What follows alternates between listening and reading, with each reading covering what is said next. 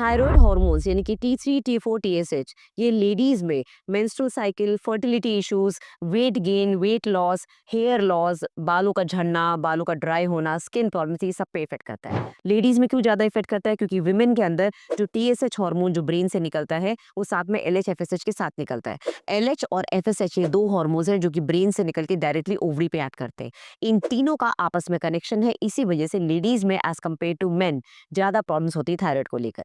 Thyroid के लिए आपको क्या करना है? आपको चेक कराना है कि हाइपो है कि हाइपर है। यानी कि ये जो आपको थायराइड ग्लैंड है, जो कि छोटा सा यहाँ ग्लैंड होता है नेक पे, वो कितना काम कर रहा है? कम काम कर रहा है तो हाइपो है, ज्यादा काम कर रहा है तो हाइपर है। तो इसको रेगुलरली चेक कराना है। प्रेगनेंसी प्लान कर रहे हो तो थायराइड को कंट्रोल में रखो। ड्यूरिंग प्रेगनेंसी हर 3 महीने पे थायराइड का चेकअप करो, सो दैट आपको पता रहे कि आपकी दवाई सही काम कर रही है कि नहीं, क्योंकि इसका डायरेक्ट इफेक्ट आपके मिसकैरेजेस, प्रीटर्म लेबर और बच्चे के ब्रेन पे पड़ेगा।